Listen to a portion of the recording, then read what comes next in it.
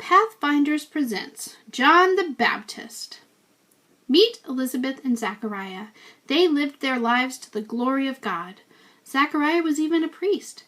There was only one thing that made them sad. They didn't have any kids. And as you can see, they're getting older. Zachariah and Elizabeth prayed to God to let them have a child. One day, Zachariah was visited by the angel Gabriel. Yes, the same angel that visited Mary about Jesus. Gabriel told Zachariah that God heard his prayers and he and Elizabeth would have a son named John.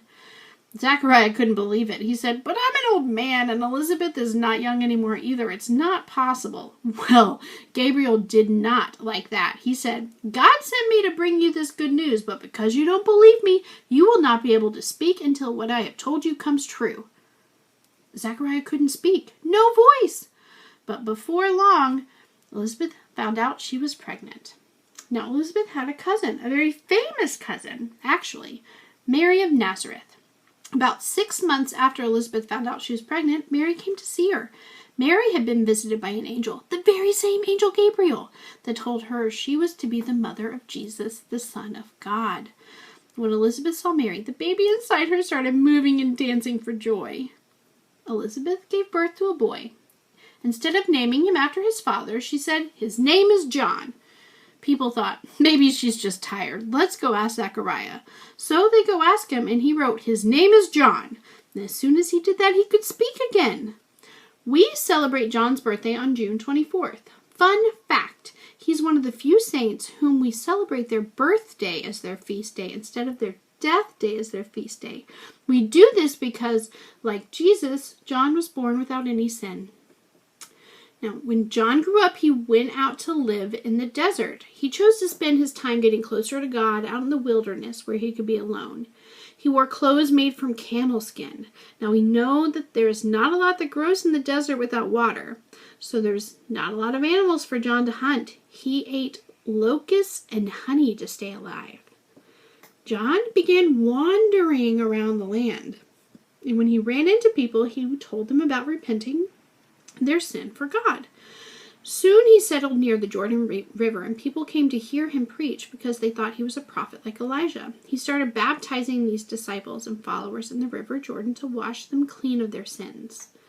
Before you knew it, it became the popular thing to do, and people came from the cities in droves to hear the weird prophet dressed in camel skin who would dunk you in the river. John did not like it, not one bit. "You pit of vipers," he would call the crowds. But people still came. Soon priests and Pharisees heard about him, and they came to see what the fuss was all about. "Are you a prophet?" they asked. "I'm just a voice in the wilderness. The man coming after me is much more important." Who do you think he was talking about? You guessed it, his cousin Jesus. One day, John was preaching on the banks of the river, and the crowds parted, and there was Jesus. He wanted John to baptize him. And John said, No. You should be baptizing me." But Jesus insisted, so John baptized him in the River Jordan, and as Jesus came up from the water, the Holy Spirit came down from heaven in the shape of a dove. And the voice from above said, "This is my son, and I'm very pleased in all he's doing." John continued baptizing and preaching, and Jesus and his disciples roamed around the countryside, teaching and preaching. John got himself into a bit of trouble when he told King Herod that marrying his dead brother's wife, Herodias, was a sin. Herod believed that John was a prophet, so he was afraid to kill him, so instead he threw him in jail. John's disciples came to see him in jail.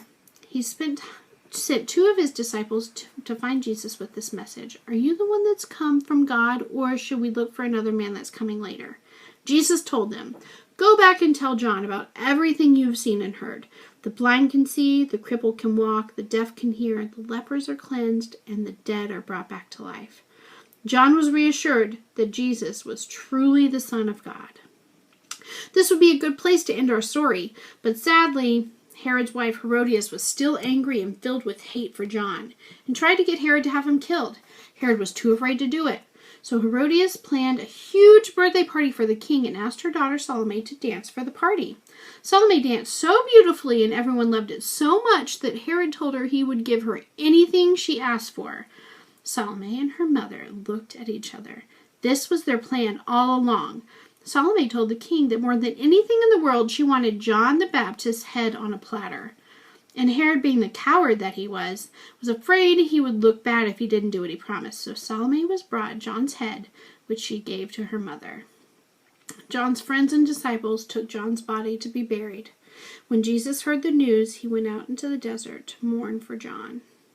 The end.